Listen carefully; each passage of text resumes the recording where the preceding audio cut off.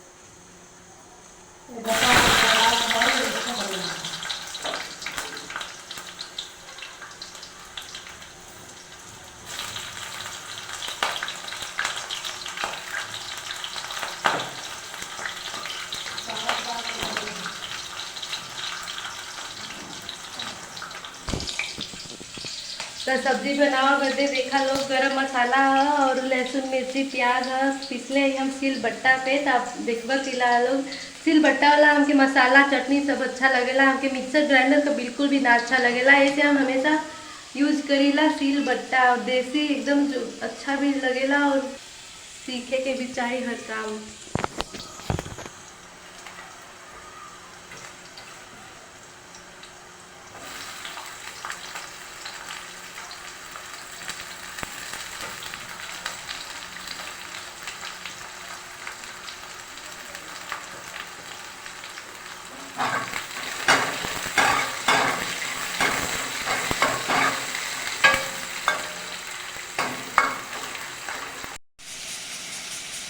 कैसन है आप लोग? हम आ गए एक नया वीडियो लेके। तो आज का वीडियो हो रहा किचन से शुरू। तो आज है कृष्ण जन्माष्टमी, तो सब लोग के बहुत बहुत शुभकामना। के व्रत है कमेंट करिए जा जल्दी जल्दी। आज हमरो व्रत है, तभी नहले ना आई बनावती खाना। यह बन रहा था सब्जी और यह दाल। तो स्टार्ट हो चुका है हमारा ब्लॉग। सुबह का टाइम है, अभी बजे तो 7:16। तो कैसा लगल हमारा वीडियो? बाकी हमारे गांव के भाषा में बहुत ही खुशी भयल। आज नया एक वीडियो आई हमार, देखिए लोग जाके जल्दी से। हमारा ताज व्रत है, आज हम कुछ खा भी ना सकब।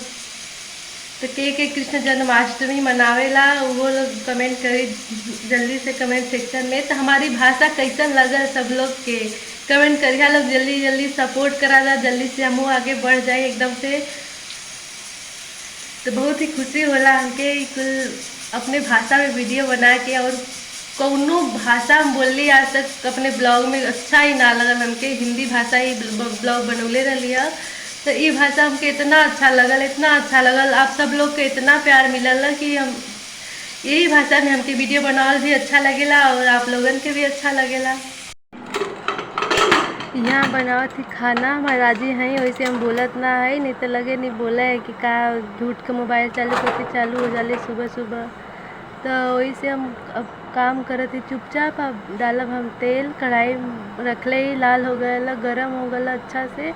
तो गरम होला के बाद डालत थी तेल, अच्छा से दिक्कत ना हो वही से अब कड़ा सीधा कर देती, काहे से कि इधर कैमरा चालू करने के बाद अच्छा से लौकेला ना।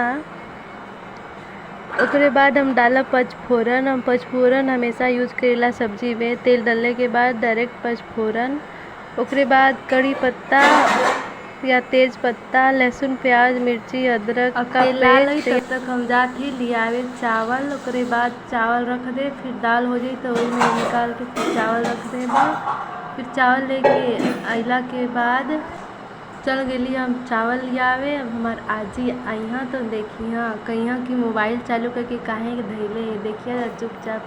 हमार आजी बहुत गुस्सा हो जानी एकदम। खाना बनाओ के समय मोबाइल चलाओ देख जी तो लगी बोले कहीं खाना बना ला नहीं तो जरा दिया कुल तो यही हमारे आजी अब देखते हैं कि मोबाइल काहे चालू करके धैले है। चुपचाप अब देख लिए तो चुपचाप चल रही है।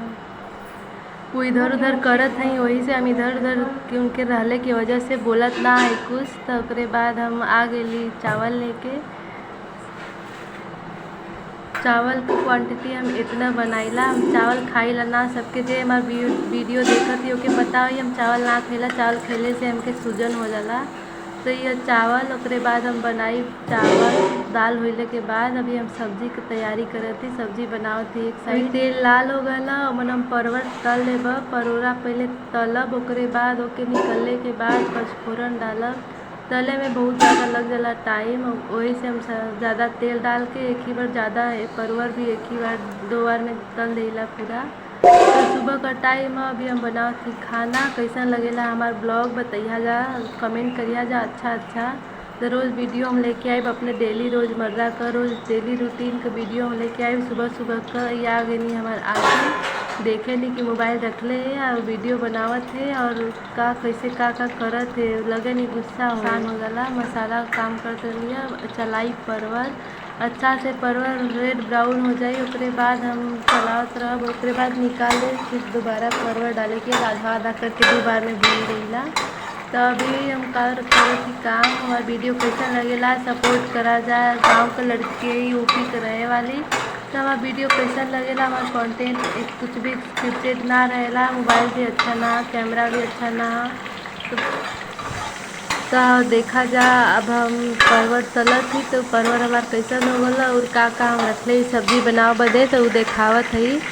तो यहाँ हम परवल हो गला धीरे धीरे गरम, धीरे धीरे ब्राउन हो जाए। यहाँ हम रखले आलू परवल, आलू उबाल के रखले है। लहसुन प्याज मिर्ची मसाला सब कुछ रखले है। घर का ऑर्गेनिक उगावल खेत का हल्दी है, बस ही मशीन में पिसावल जाला। बाकी कुछ पूरा घरे ही पैदा कर जाला। तो केकरे के यहाँ हल्दी होला के घरे का हल्दी तो बात अलग होला। पर कलर हल्का सा हल्दी डाला निखर के आ जाला। लेकिन जो होला मार्केट का हल्दी वो बिल्कुल भी अच्छा ना होला। 2-3 पैकेटों डाल दा तब कोनो असर ना होला, इतना रंग निखर के ना आवेला तो अच्छा ना लगेला बिल्कुल भी। तो हल्दी हम डाल देले बड़ी मसाला में, थोड़ा फूल जाए पानी में तो निखर के कलर आई और भी अच्छा लगे।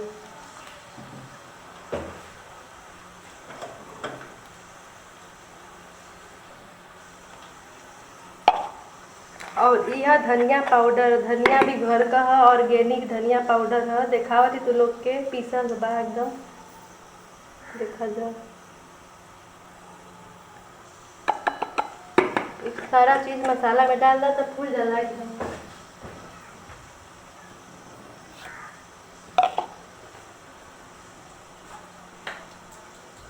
अब हम डालब थोड़ा सा हींग ताकि हींग गल जाए। थोड़ा हींग गले में टाइम लगेला।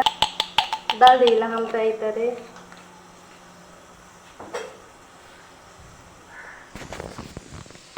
तो हमार हो चुकल तड़का लाल, डाले जाती मसाला।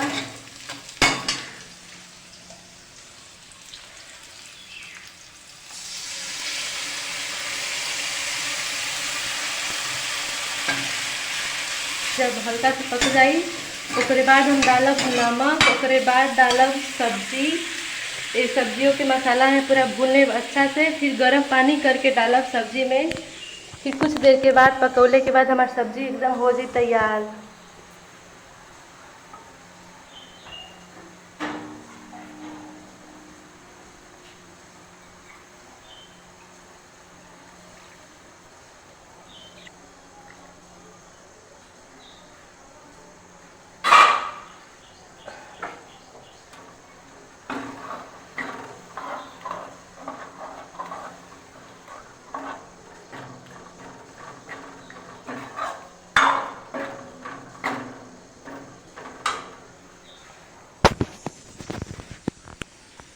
देखा लोग गांव के हल्दी का टेक्सचर कितना बढ़िया आवत है। अभी पकी तो और बढ़िया कलर आई है।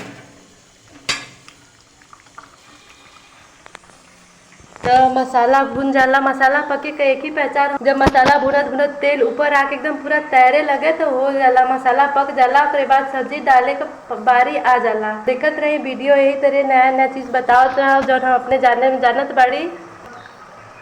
बनल रही हमारा संगे ब्लॉग में। यही हो चुकल है दाल, रेमन हम रखल चावल।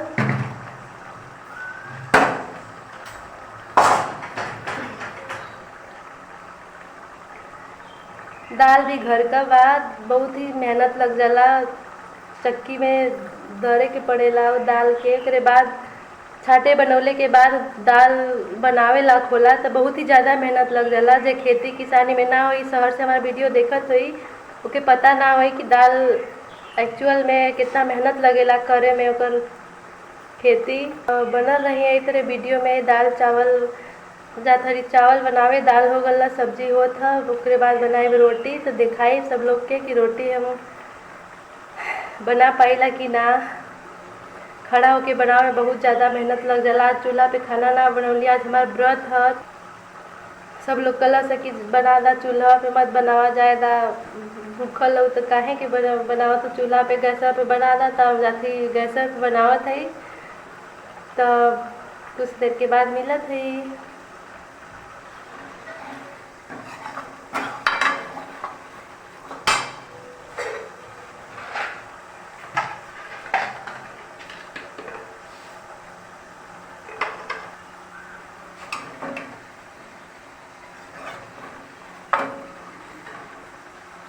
ए भाई मुन्ना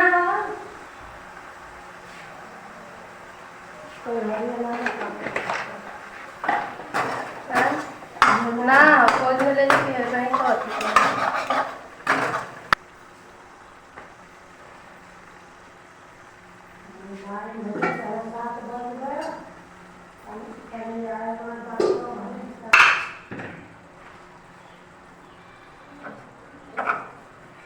तो नमक रहा तन्नी सा तो गईली हमारा आजी नमक लिया वे कल कि जा ले आवा नमक। तो नमक थोड़ा सा ही रहा और आ गल। तो नमक लिया गई है दुकान से। दुकान भी घर का ही है, फॉर्चून का दुकान, एक छोटा सा घर पे गांव में चले रहना उतना तो निमनी चली जाला। तो आज का वीडियो इतने चलत ही, अब बाय बाय। आज का वीडियो इतना ही, अभी रखा थी जाते ही काम करे। आज सॉरी आप लोगन के रोटी कैसे बनाई ला देखा ना पावा थी, ओकरे बदे बहुत ज़्यादा दुख होता। अभी बहुत ज़्यादा प्रॉब्लम हो चुकल है। भाई हमार बीमार है, 10 दिन से बैठल है, उठी ना पावते, पता ना का हो गला। तब बाद में बात करत थी। Bye by.